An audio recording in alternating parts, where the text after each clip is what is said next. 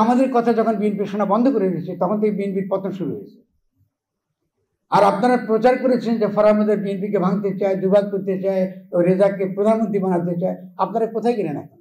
ওই আমাদের বাচ্চা ছেলেদের গণপ্রতিনিধি করে দিয়েছে। আর এখন আপনার বাচ্চাদের বিরুদ্ধে, আপনাদের লজ্জিত হচ্ছে, এই বাচ্চাদের বিরুদ্ধে আপনারা দাঁড়াচ্ছেন। আর যদি বিরুদ্ধে দাঁড়ান, যতক্ষণ মধ্যে আমাদের নিঃশ্বাস আছে আমরা বাচ্চাদের পক্ষে থাকবো।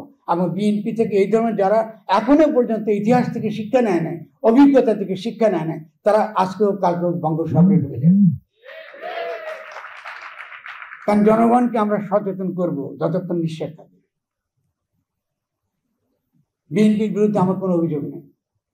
আপনারা মনে রাখবেন যে এই গণ অভ্যুত্থান চলাকালে আমি পরিষ্কার লিখেছি, প্রচার করেছি, এই গণ অভ্যুত্থান কখনোই সফল হতো না যদি খালেদা জিয়া আপোষহীনভাবে এই সরকারের বিরুদ্ধে না থাকতেন। যথেষ্ট হামলা, মামলা, নির্যাতন তিনি সহ্য করেছেন। তাহলে নির্বাচন বলতে তারা যেটা বোঝায়, যেহেতু তাদের কাছে টাকা আছে ফলে তারা নির্বাচন চায় যাতে তারা রাষ্ট্র ক্ষমতা দখল করতে পারে। আর তো কোনো যুক্তি নেই।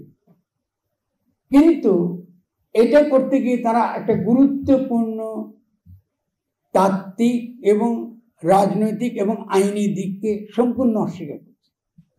সেটা কি? আমি কি তরুণরা অস্বীকার করছি? সেটা হলো এই সরকার নির্বাচিত সরকার, যেহেতু তত্ত্বজ্ঞান নাই তাদের, তারা বলতে পারছে না গলা জোর করে যে ডক্টর ইউনূসকে আমরা বসিয়েছি গণ অভ্যুত্থানের মধ্য দিয়ে, রক্ত দিয়ে তাকে নির্বাচিত করেছি আমরা। তো ভোট গুরুত্বপূর্ণ না রক্ত গুরুত্বপূর্ণ? নির্বাচন কথাটা নিয়ে তো আপত্তি নেই, নির্বাচিত সরকার হতে হবে। তো তুমি ভোট দিয়ে নির্বাচিত করতে, আমি রক্ত দিয়ে নির্বাচিত করছি, তো কোনটা বেশি বুঝছো?